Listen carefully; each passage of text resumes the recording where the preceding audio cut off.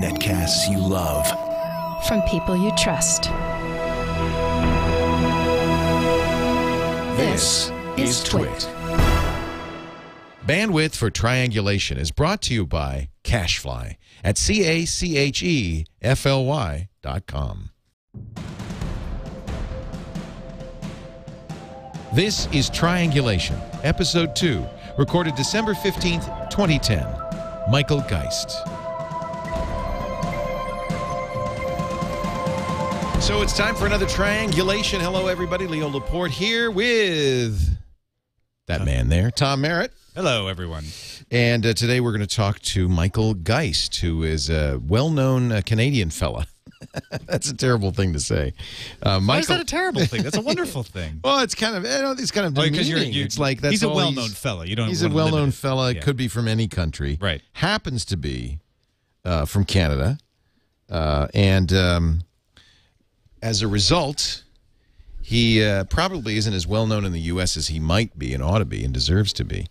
But I remember we interviewed him on Call for Help in Canada, and he's got a great blog. You can read it at michaelgeista.ca, in which he talks about all the issues, same kinds of issues that Larry Lessig talks about, things like copyright, the DMCA, and of course, we talk all the time about it as if it's a universal thing, but it's really a U.S. law and a U.S. issue that the U.S. content creators have kind of started to impose around the world, and that's another thing Michael is very involved in and talks a lot about. So let's get Michael Geist on the line. He's perhaps best known here for being the guy who exposed ACTA.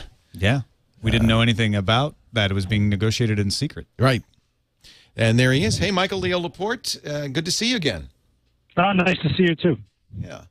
We were just introducing you to our American viewers who perhaps don't know you. I know you're very well known in Canada. And talking about the blog and talking particularly about ACTA. Right. You were the guy who you were the Paul Revere of ACTA. Started rung the warning bell. Well, that's how I found out about it. Hey, Michael, Tom Merritt here. Hi. Nice to meet you. I found out about it when I saw a link on Boing Boing to Michael's blog, and that's where I got brushed up on what it was all about. How did you come by that text? Well, there were a whole series of releases that took place, or leaks that took place over a period of time, and I can't tell you the particular sources, but I think it's pretty well known that a lot of the leaks were coming out of Europe, where I think anytime you've got so many different countries all together with a European Parliament that was unhappy with the way they were being sidelined, it became pretty clear over time that there were a number of people that were looking to make sure that more people were aware of what was taking place. Well, and now that we know, I think that perhaps ACTA, the texture has changed a little bit. What is the current status? Well, they just actually wrapped up just in the last 2 weeks. They had one final, essentially what seems like one final meeting in Australia, which they described as just a meeting to go through the legalese in the text and clean things up. And they have just released that in the last week or so. And so essentially now the agreement is done. And what I think is going to take place in a lot of the ACTA countries is that there may be some amount of consultation. I know that there have been some reports actually just in the last day or two that in the United States there's going to be some sort of open consultation process where people have the ability to provide comments. There's a sense the same is going to happen in Europe early next year, and I would think likely in Australia, Canada, and some of the other countries. And then starting, let's say in the spring, probably around March, I think what we'll see is a 2-year period for countries to go ahead and formally sign this agreement. So, there was a lot of talk in the last year that there was going to be this race to get it done, and it turns out that was in fact the case. They started meeting almost every 6 weeks, and there was clearly an enormous amount of pressure being brought by the United States in particular to try to find a way to conclude the agreement. ACTA stands for the Anti-Counterfeiting Trade Agreement, and most of the time people don't pay a whole lot of attention to the routine day-to-day trade agreements. Why is this one so important? Well, that's a good question, and in part because it's a bit of a misnomer. It was, especially in the early days, it was neither really primarily about counterfeiting, nor was it really a trade agreement. And it was so kind of a stealth, wasn't it? It was an attempt to put one over on us, is what it felt like. Oh, I don't think there's any doubt. I mean, it's a nice marketing tack to suggest that it's an anti-counterfeiting trade agreement, both because, well, who could possibly be against something that tries to cut down on counterfeiting, and also because trade agreements are typically negotiated in secret. And so the argument was, well, this is just yet another trade agreement. Those are often conducted in secret because countries are trading off various sorts of concessions with one another. But it wasn't a trade agreement, and it wasn't really about counterfeiting. Yes, there are some counterfeiting-related provisions in there, but the ones that I think, the provisions that got most people most exercised and concerned involved the Internet, involved what ISPs might have to do, involved digital locks and anti-circumvention legislation.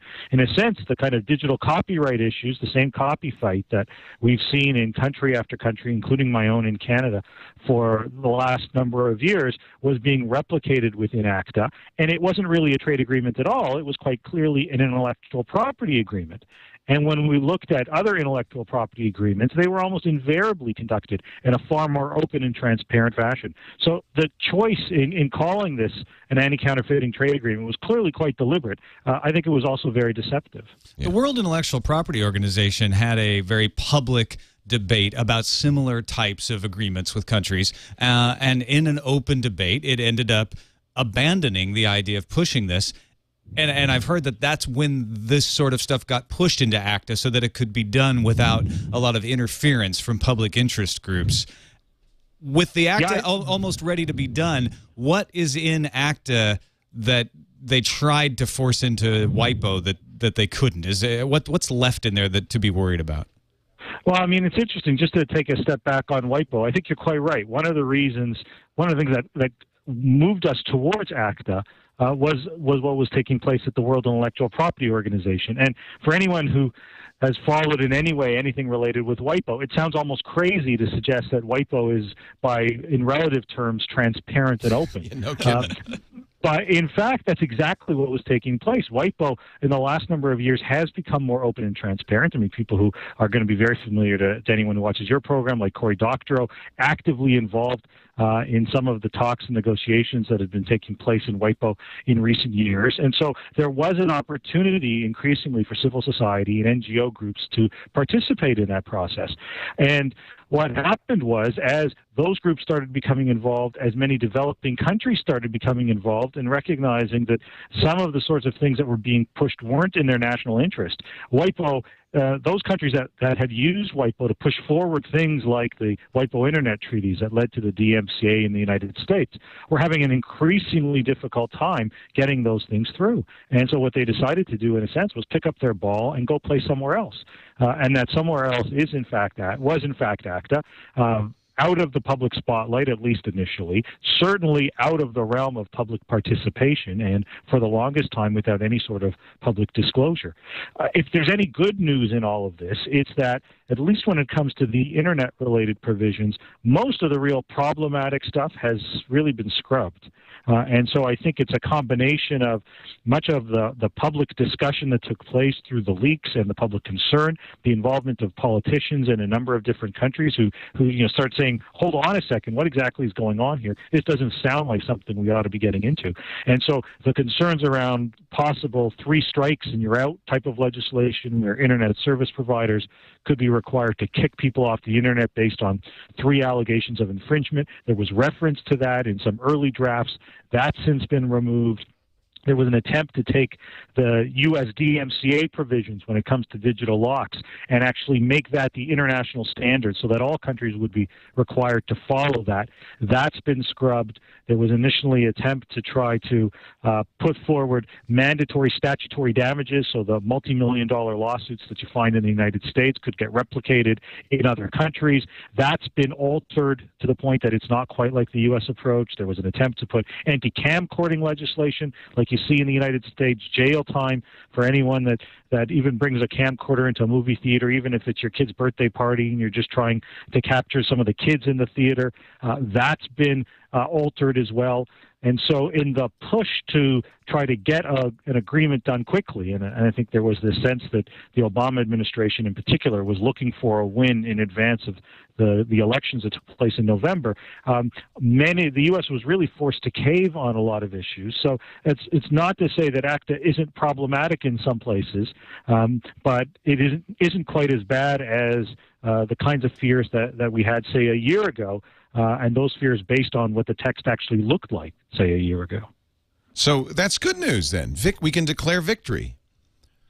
Well, I don't think anyone's going to declare victory. I mean, it means that, well, we ended up with something that wasn't quite as bad as it could have been. It could have been worse. You know, you're kind of scraping the bottom in terms of saying, well, if you think, well, now we emerged victorious. But it is true that it could have been worse. And I suppose that if you take a look at the way many of these copyrighted intellectual property issues have gone over the last number of years, it could have been worse is frankly a pretty familiar refrain. It's what we often end up with as a victory. It's not that we end up with sensible sorts of regulations that deal appropriately with real cases of criminal counterfeiting that can raise legitimate issues. It's not that we end up with, this was from the beginning, I think, a Trojan horse, an attempt to use those kinds of fears and concerns to push forward the sort of copyright enforcement agenda that we've seen in the United States and to an extent in Europe as well. And in that sense, ACTA wasn't so successful, but it's premature to declare victory, not just because of some of the lingering concerns, but because the structure that ACTA creates raises concerns. The fact that they got away with it, they were able to negotiate this in secret without any real transparency other than leaks until just the last 6 months of the agreement, I think for many people sets a really dangerous precedent about the sort of process that might be followed. And for people in any number of different countries, the truth is there's lots of other agreements currently being negotiated. In fact, the TPP, the Trans-Pacific Partnership, we've got yet another acronym that people are going to start becoming familiar with. It involves the United States and New Zealand, Australia, and a number of other Asian countries, and it is essentially ACTA plus. It's ACTA plus all the stuff that wasn't ACTA a year ago that they were unsuccessful with, and they're right back again trying to get those same sorts of provisions put forward. This sort of law just seems to be a constant push to preserve a business model. If I could just shorten up, there's a lot that goes into that, obviously. What do you think of this? I have a feeling that we're going to have this fight for quite a while. I don't know, maybe 20 or 30 years, where people are going to be trying to enforce these laws to preserve an old way of doing things. And then eventually those are going to be irrelevant, and we're going to have to undo them. Is that, am I being too hopeful there? Boy, it sounds hopeful. 20 to 30 years, if that's hopeful, boy, oh boy. Sadly, yeah. Well, look how long at least in the U.S., the Copyright Act just keeps getting extended, the Mickey Mouse Copyright Act. Yes. And there's no, as far as I'm concerned, there's no hope of ever getting anything into the public domain ever again. No, certainly, it's certainly true that issues around term extension are very difficult to undo. And I think you're right. The ability to roll any of this back is very difficult. And in some ways, those that are pushing for this count on that. They play the long game in all of this. And so while those from a civil society perspective or an academic perspective might look at the notion of engaging in this for 20 or 30 years and just that seems like an absolutely horrifying prospect. If you're a major lobby group, that's no big deal. I mean, that's simply a cost of doing business, and that's not to say it's going to be the same people doing it for 20 to 30 years. But as people move along into other jobs or retire, there will be other people to replace them.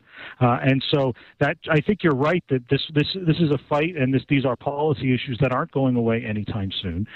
There is certainly a strong sense that much of the push for these sorts of rules are coming from businesses that see their traditional model being threatened, see upstarts in the space, and are looking to use regulation and the laws to either slow some of that competition down or try to preserve some of their existing business models.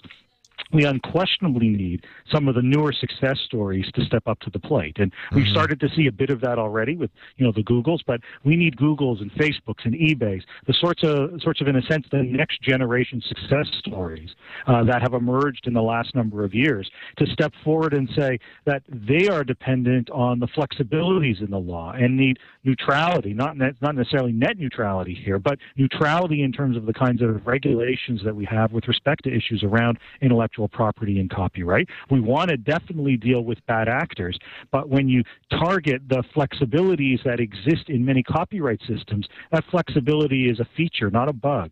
And we've got to ensure that that gets preserved for longer-term innovation. Well, so what you're saying, in effect, is that the pendulum has swung too far in favor of the rights holders and too far away from the interests of the public, of us. Although I think we're rights holders too, and that's the interesting thing. I mean, anybody who creates content is a rights holder also. We just don't have big enough companies who are in favor of flexible rights. Right now, all of the big content companies are old-fashioned. Right. Well, we Creative Commons everything, attribution, share alike. So, I think we're aware of it. Maybe our generation is a little bit more aware of it, but we're, as you said, we're small players, small potatoes. It's not just, well, we are smaller players, and it's true. We're all creators. I mean, I blog and write, and so many of us do that. But that takes up, that's where our energies lie. And if you're a large lobby group whose primary interests are focused around that kind of regulatory environment, you can afford to invest the time, the energy, and the real dollars in the lobbying, in the ongoing pressure and the meetings, and all the rest of it that goes into all of this in a way that many other groups can't. And that's what governments listen to. Governments listen to the people who spend that energy, who spend that time and spend that money. Well, if it's the only people they're hearing from, that's certainly going to be the case. We're in the midst right now here in Canada with new copyright legislation, and we've got problematic digital lock provisions similar to the U.S. DMCA. But one of the other issues where much of the debate is around is trying to establish not quite fair use like you have in the United States, but a bit more flexibility around what's known as fair dealing in Canada. And what's happened is you've got a number of publishers and other groups who are so focused on trying to stop that kind of flexibility from taking place that they've invested literally the last 6 months in an ongoing lobbying campaign. They take out full-page advertisements in various media in an effort to convince politicians. It's much more difficult for educators or teachers or students or other groups who are ultimately one of the core beneficiaries and really need that kind of flexibility to take time away from the classroom to engage in that sort of activity. I mean, are you ultimately going to make a decision to say, am I going to buy more books this semester, or I'm going to take out a full-page ad to try to convince politicians? And the choice is obvious, but it definitely creates not a level playing field when it comes to trying to ensure that politicians at least understand what's at stake. Well, can you do that for us, Michael? Can you articulate the argument in favor of fair use or fair copyright, fair dealing, the argument that what the ACTA proposes is going too far? Well, sure. I think it comes up in a couple of different places. Part of it has to do with the anti-circumvention legislation, the legal protection for digital locks, which was formed as part of the World Intellectual Property Organization's, the WIPO Internet Treaties in the mid-'90s. It led to the DMCA, and it was a creature of the 90s when the vision was the internet, digital technologies were just going to be yet another distribution channel, and you'd sit back and consume various sorts of content. And the goal was, let's lock it down. We can establish a range of different permissions. And what we need is legal protection for those digital locks. The problem, and there are a couple of them that came out of that, is first, the world didn't unfold that way at all. It turned out that once you started putting these technological capabilities on people's desktops, they were interested in doing far more than just consuming.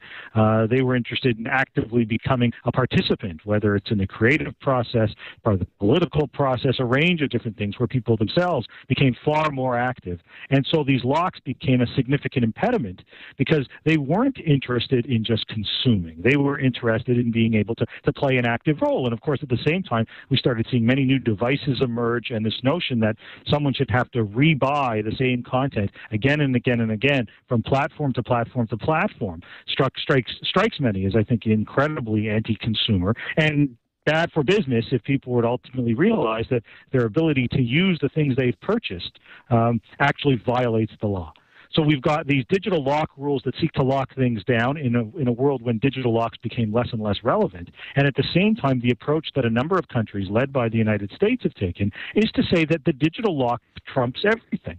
So that it doesn't matter what your fair use rights happen to be, or in Canada, your fair dealing rights happen to be, so long as the content owner, whether on an electronic book or on a DVD or whatever the piece of content happens to be, as long as they put a lock on that, your fair use or fair dealing rights cease to exist. They can be trumped by the mere existence of this digital lock. That's pretty significant. That was one of the things of the Digital Millennium Copyright Act here in the U.S. that was really so shocking, which essentially said there is no fair use. Any circumvention is illegal. And all the rights really accrue to the people who own the trademark, the copyright. Right, absolutely, the copyright, and that's exactly right, and that's what's persisted until today. One of the things that's been interesting about the fight over the last 10 years, though, is that the U.S. has sought to take that approach, that one of the lock over any fair use rights, it trumps all, and export it to countries around the world, and we've seen some resistance. So we've seen New Zealand, we've seen Switzerland, and we've seen some of the discussion here in Canada to say, hold on a second.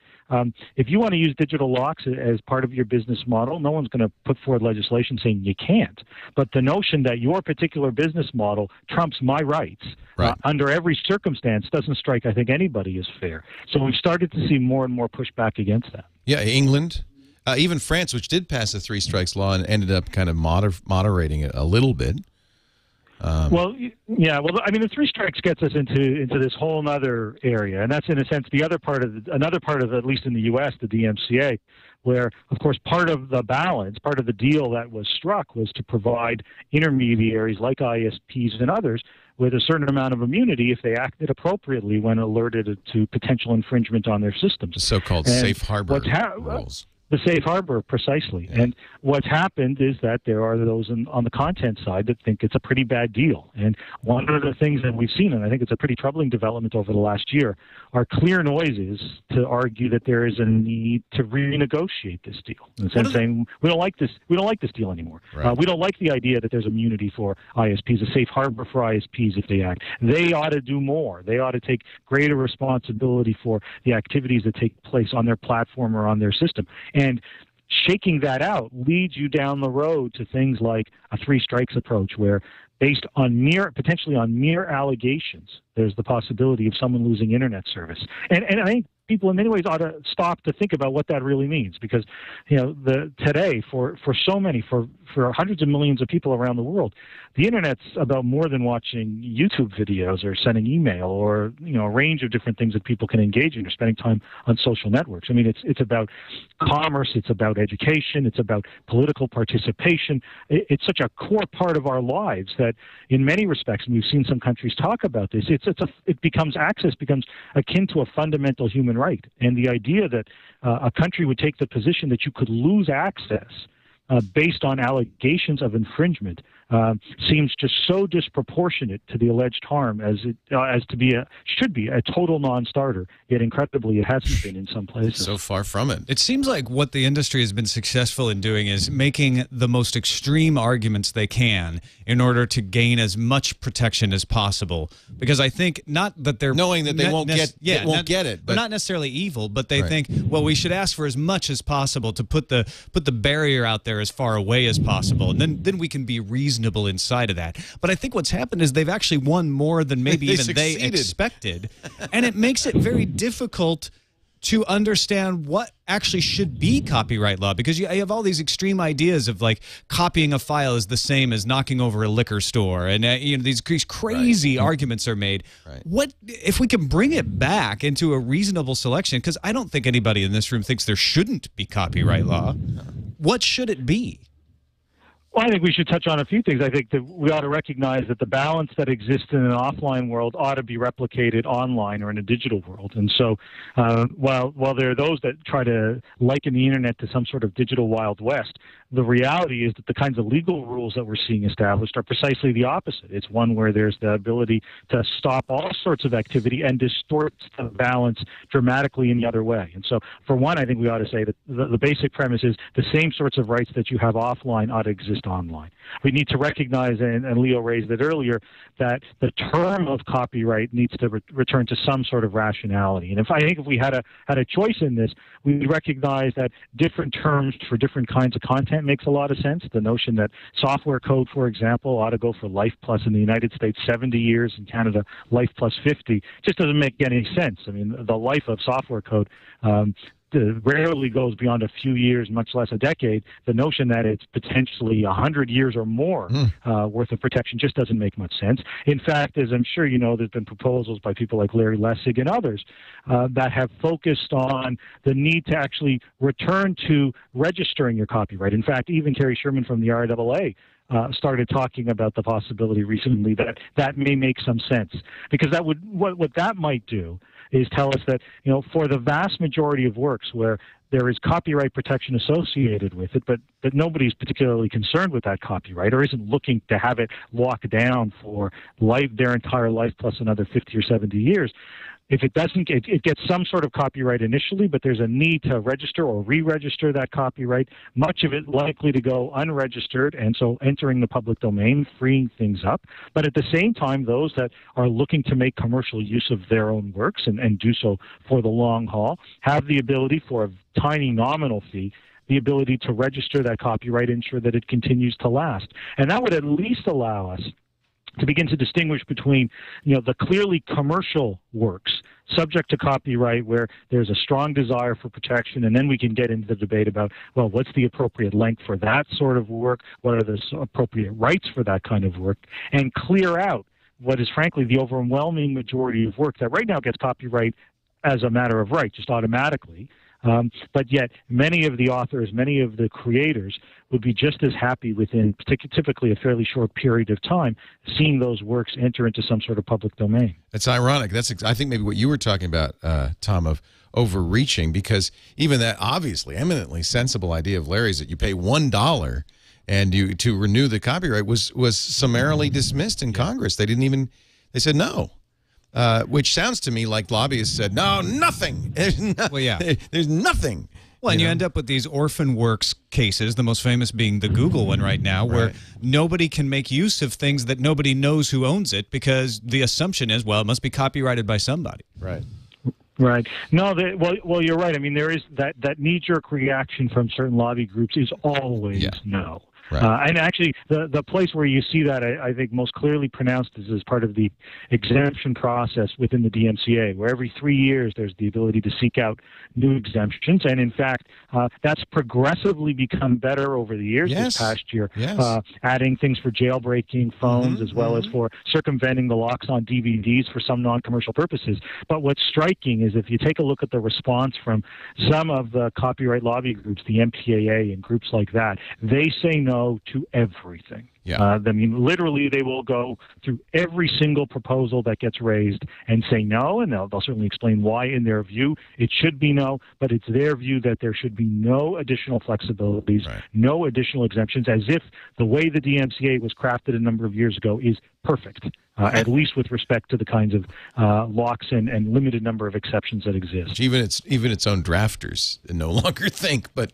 nevertheless, the rights holders got it, and they're going to hold on to it. You shall not pass. We got it. No, you're absolutely right. In fact, the comments about the drafters acknowledging it's a failure took place up here in Canada, where Bruce Lehman, who was one of the key authors in the Clinton administration, took everybody by surprise. I was on that panel as well at McGill University in Montreal, and admitted that it had been a failure. It wasn't what anybody expected to hear, but in fact, even those behind it have admitted that the DMCA didn't go as according to plan. Well, that's the lie to a lot of this stuff, right? Is that it doesn't actually stop the people they want to stop. In an infinitely copyable medium, it only takes one copy, and then it's gone. It only takes one person to break a lock, and then it's over. And so you end up only punishing the people who are actually trying to play by the rules.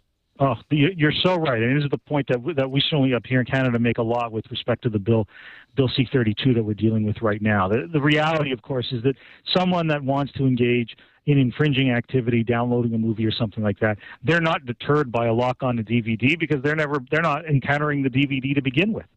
They're going to find ways to get that content, and the fact that you put a lock on your content is just wholly irrelevant. Who this hurts are education groups, consumers, law-abiding consumers who say, if the law says I can't circumvent a lock on this DVD, I'm not going to do it, or perhaps I don't have the technical know-how to do it. And so you're locking out the people who have actually gone ahead and purchased these things.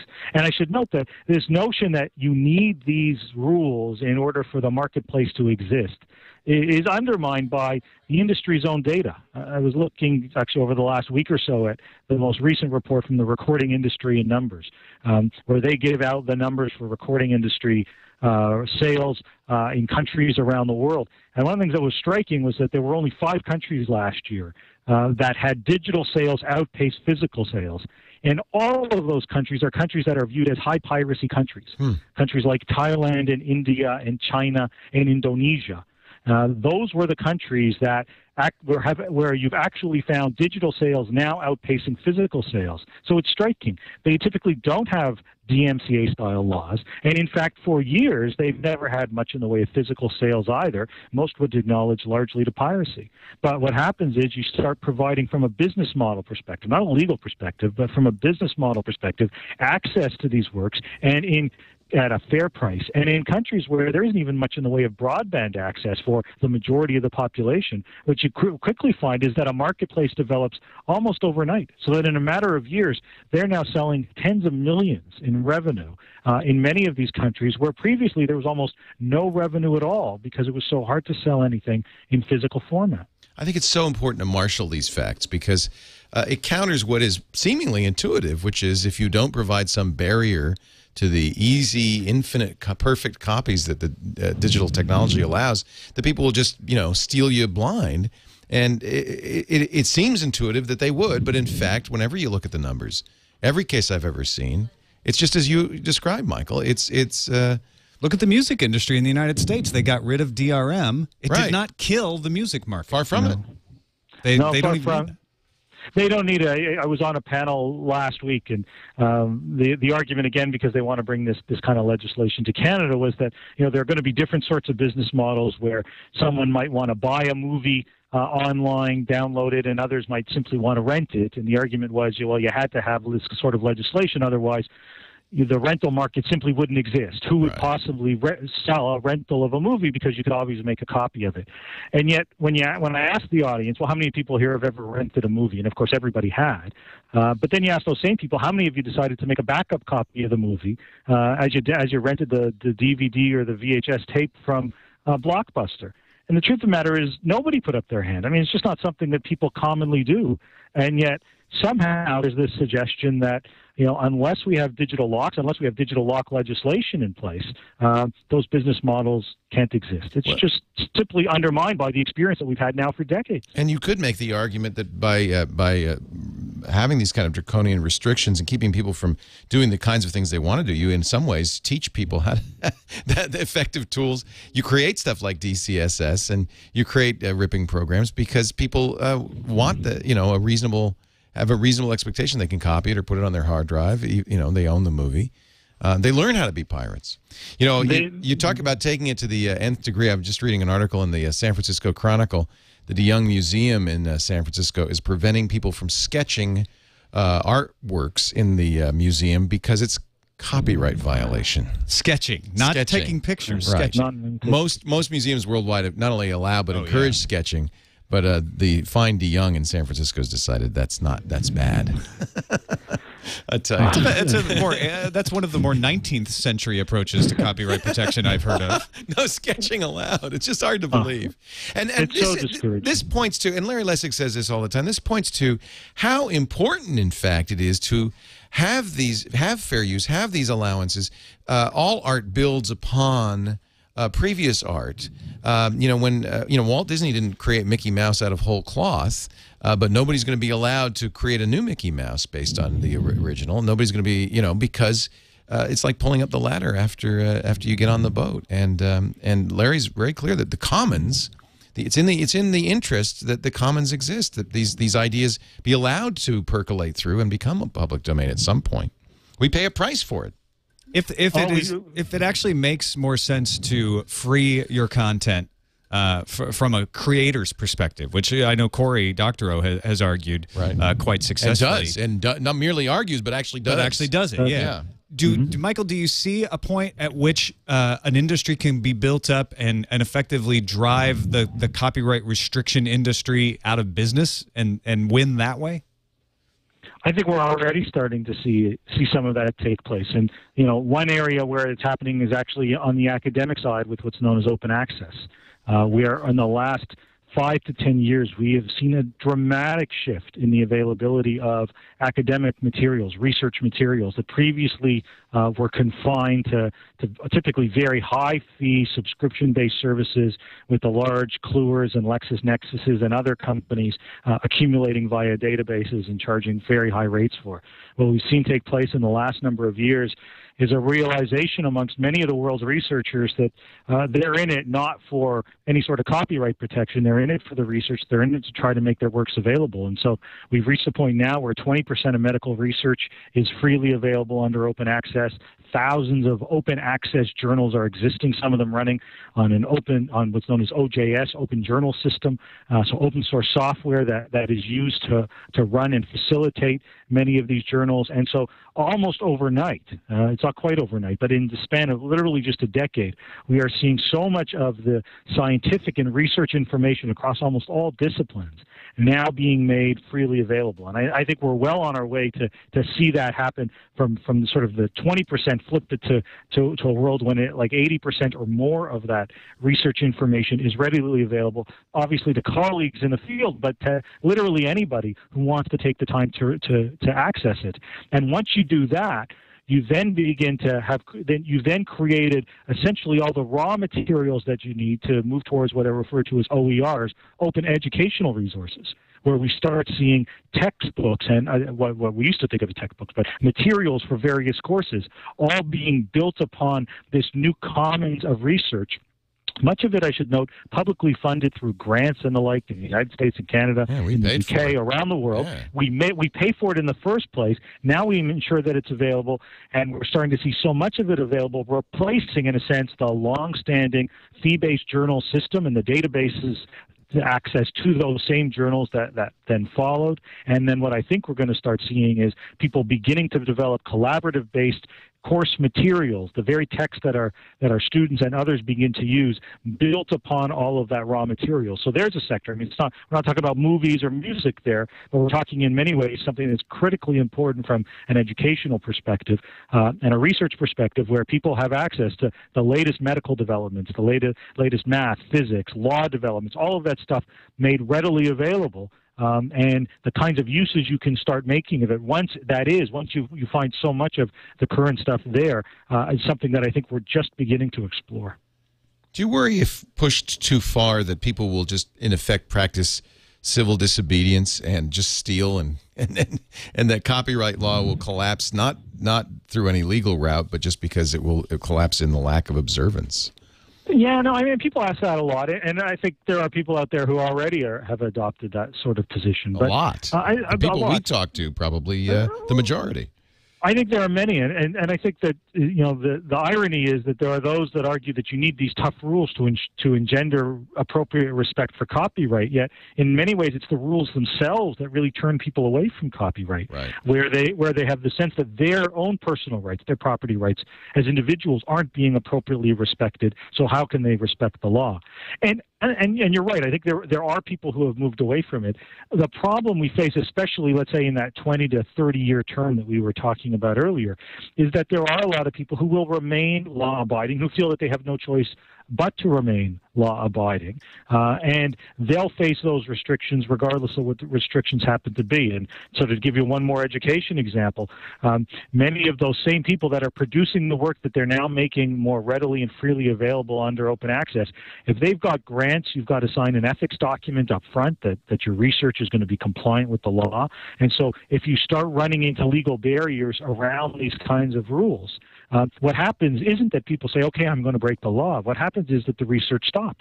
When students and teachers are told they can't create the remix or the mashup as part of a media criticism course because somehow they've got to get around a lock on a DVD in order to do so, and they're not permitted to do that by law. It's not that they say, well, law be damned, I'm going to continue to do this. The reality is in many of these institutions, they've got clear guidelines that have to be respected. It's going to run against basic codes within the university. And so that sort of activity doesn't happen. And that's problematic, obviously, for anyone who's at that age. I think of my own kids who are younger but have grown up with the internet, grown up with laptops in their rooms.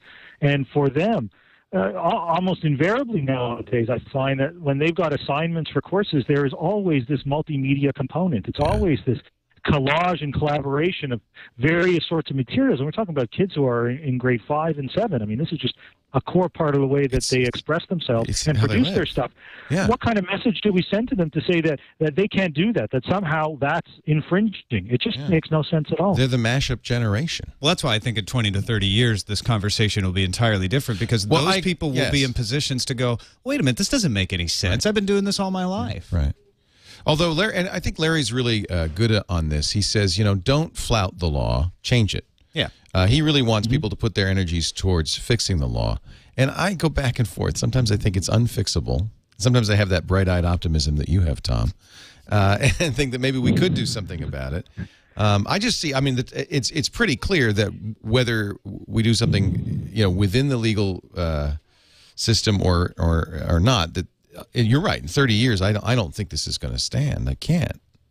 I think that I remain. It depends where. I think there are countries, and I guess for my own in Canada, I have some amount of optimism. Some people think I'm crazy for having some amount of optimism, but in some ways, we've been able to forestall, at least for up until now, some of the worst that we've seen in some other places. And I keep thinking that there are going to be at least a handful of countries that get it, and they'll get it 10 or 15 or 20 years faster than the rest. And what will become obvious is that there is a connection between the kind of regulatory and legal environment you set up and the sort of success stories that you have commercially online and the successes that you have in educating your populace and making use of these sorts of technologies and opportunities. And to the winners go the spoils. Those that I think recognize this quicker and say, you know what, we're going to actually go in a different path, a path where we're really going to try to embrace some of these opportunities, to strike the right kind of balance, I think are going to set themselves up in a really great position longer term, where those that continue to fight essentially the same old fights for the 20 and the 30 years are going to wake up, I agree, one day and say, what on earth are we doing here? And not only that, find themselves now behind the curve. It just somebody at some point in a position to make some difference has got to wake up and realize, wait a minute, somebody who breaks the speed limit, which is breaking a law that actually could endanger people's lives, pays $200, but somebody who downloads a copy of a song, it's $2 million, which might, in some abstract way, have some infinitesimal impact on the bottom line of some huge company somewhere, has to pay $9 million. It just doesn't make any sense. You can't even demonstrate any economic harm. Yeah. No, you can't. But you know what? We're in an environment right now. I actually appeared before a parliamentary committee a couple of weeks ago and debated one of our members of parliament on specifically the issue of statutory damages, on those kind of damage awards, because one of the proposals in our bill is actually, and I think quite sensibly, to try to put a cap on cases of non-commercial infringement. Still pretty big at $5,000, but at least not the tens of millions of dollars. And the member of parliament said, well, what kind of message does that send? If people are going to think that they can download to their heart's delight and only have to pay a $5,000 fine. And I look at this and say, what does your paycheck look like that you think $5,000 doesn't amount to very much? For a 99-cent song. I know. And what kind of environment is this where you think that a better message is to say you're potentially on the hook for millions in liability for downloading a few songs? What's the status? I remember the bitter fight over C-61, which eventually died in Canada, and now is kind of back as C-62. What is the status of that? And first of all, what is it for the non-Canadian audience? What is it, and what is its status? Sure, it's actually C-32 right now. I'm sorry, 32. It's 32 is the number, and it is our third crack essentially at a Canadian DMCA. So Canada still hasn't implemented the WIPO Internet treaties, those anti-circumvention or digital lock rules. We have fairly restrictive fair use rules, as we've talked about, known as fair dealing. We still don't have firm rules dealing with things like internet service providers. And so we've had now 3 attempts at it. This has actually gone the furthest of all 3 because the bill's gone through 2 readings in our House of Commons. They've started hearings on this before a special committee that they've struck, and as I mentioned, I appeared before that committee a couple of weeks ago. They actually just a couple of hours ago announced that they were taking a break in terms of, sorry, just hang this up. They were taking a break in terms of not continuing to conduct hearings until February. But once they get started on that again, the prospect is in the spring they're going to try to push through this legislation. And it's possible that we'll again see an election intervene, but in the meantime, there's a big copy fight, in a sense, taking place in Canada right now, both in trying to come up with sensible digital lock rules, ones that try to respect the kind of balance we talked about, try to provide a bit more flexibility in fair dealing, and try to ensure that there's an appropriate kind of safe harbor for intermediaries. And there are some things in the bill that are not bad, actually. This is, I think, not only is this the 3rd attempt, but it's the best attempt, because on some of the issues, the government has done a better job than they had before. But the frustration for a lot comes right back to digital locks and anti-circumvention, where, as some government officials acknowledged just a couple of weeks ago when someone was asked, is it true that these digital locks trump all education fair dealing rights? And the government official had no choice but to respond, yes, it's true. Wow. That doesn't make any sense if you're a country trying to set a framework to be a success story in the years ahead. I'm going to open a can of worms with this. I don't want to keep you forever, so maybe we can do the short version. Where does the impetus come from? You said this is the 3rd time this has come before the legislature. Where does the impetus for this come from? Who is pushing this? Is it the U.S. Recording industry? Where is it? Is it the Canadian recording industry? Oh, I think it's a bit of an open secret that it's the United States that is a prime motivator. Through WIPO, by the way, which U.S. interests control. They certainly are highly influential there. It's true. They put an enormous amount of pressure on Canada, and that's been ongoing. That's not to say that there aren't things that could be improved in the bill. I find myself right now in the odd position that, leaving the digital lock issues aside, and admittedly they're tough to leave aside, on a lot of issues, this bill's actually pretty good. And so it's strange to be a supporter on a lot of stuff, but they actually did get some of these things right. They held a consultation, national consultation on the issue that got more than 10,000 people. Nearly 10,000 people participating as part of that consultation. So by Canadian standards, huge numbers of people speaking out on the issue. They've got some of it right, but the real draconian problematic stuff, there's simply no doubt that this is a direct response to U.S. pressure. And incredibly, a couple of weeks after the bill was introduced, we had one of our government ministers, James Moore, speaking to, in a sense, a home crowd, a bunch of some of those lobby groups, said the only people who are against those bills were groups of radical extremists. Starting to use the kind of language of terrorism. Right. In fact, I pulled together a book available under open access immediately after the bill was introduced. It's got like 20 contributors from across the country, and we called it From Radical Extremism to Balanced Copyright. So the 2 big buzzwords that we've seen recently in Canada around copyright, where it's reached the point that you've got a government minister saying people who dare to criticize even an element of the bill is somehow a radical extremist. Wow. Do you think that the same issue that causes people to casually infringe copyright without thinking much about it is the same problem with getting them to be outraged and pay attention to this kind of law? Well, I think, of course, people are busy, and the idea that they're going to follow the legislative machinations of what take place, in buildings in Parliament in Ottawa or in any national capital. It's tough to get anybody interested in almost any political or policy issue. I just mean they don't think it's that big a deal, one way or the other. I think they don't think about it at all. Yeah. I don't think that's exclusive in many instances to copyright. I think that reflects many sorts of issues. If there's one thing we've seen though in Canada, it's been interesting that this has been an issue where there has been wide-scale engagement in a way that you haven't found a lot of other places. In fact, the Bill C-61 that Leo referred to was a bill that was introduced a couple of years ago and quickly died. But they delayed it by 6 months after there was just sort of this spark of outrage. And I was one of the people behind that. I established a Facebook group that grew to over 90,000 people. And at that time, it really took the government by surprise to see that many people engaged and concerned in that instance about a bill that hadn't even been introduced yet. Yeah. And so I think if you can contextualize these issues so that there is a recognition that these issues do matter. You know, it's the kind of discussion I have to have with my kids when they say, why am I going yet again to talk about copyright? And you explain why it actually does matter to them.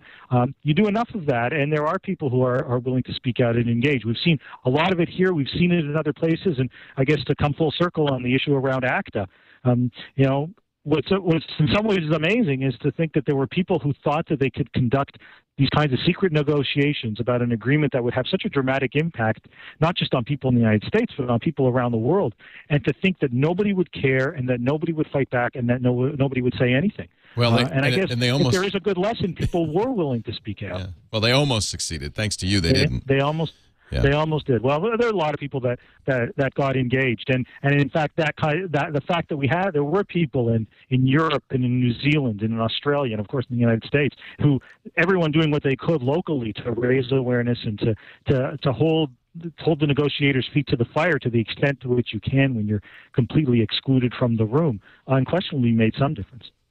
Michael, I want to thank you so much for your time. People can read more about all of these issues, and there's so much to talk about on Michael's blog, where he writes profusely and regularly. MichaelGeist.ca is the place to go, Geist. And you can also read his columns in the Toronto, it's the Star or the Sun? The Star. It's the Toronto Star. Toronto Star, and the Ottawa Citizen. And the Ottawa Citizen. Michael, thank you so much for joining us. I really appreciate it. Oh, it was my pleasure. I had a great time. Great Thanks to talk to you. me. MichaelGeist. I got .com on this whole thing, and it should have been .ca. And we'll fix it in post. There we go. That's what they said. Thank you, Michael. Take care. Okay, thanks again, Michael. Take care. Okay, bye-bye. You know, he, Larry Lessig, Cory Doctorow are great people we should just have on over and over and over again, because he's right. You're right. Most people don't really care.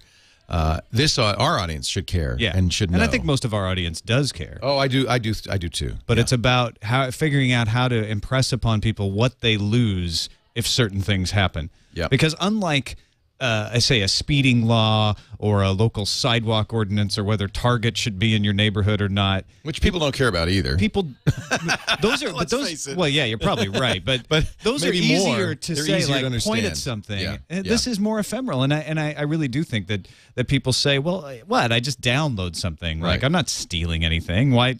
You know, and those laws, they don't apply to me. They're not going to affect the way I do things. When you are optimistic in your 30-year time frame, is it because you think that the laws will eventually conform to, reality, or that eventually we'll just completely bypass the laws entirely? I think behavior will make the laws unenforceable and obsolete. I think that's what not merely behavior, but technology itself, which it's already happening. A combination of that. I think people will stop paying attention to that sort of thing. I think the industries that push for that will start to decline or adapt to a new system where they don't use digital locks and they actually want their stuff to be copied. Well, that's true. I mean, you're right. The music industry learned that lesson. Yeah.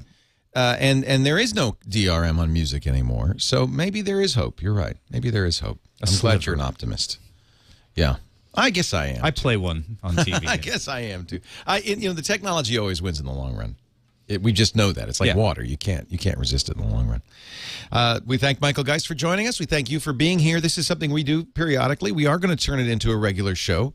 I think we'll call it Triangulation, since it always is you, me, and somebody else. And I think that's as good a name as any other.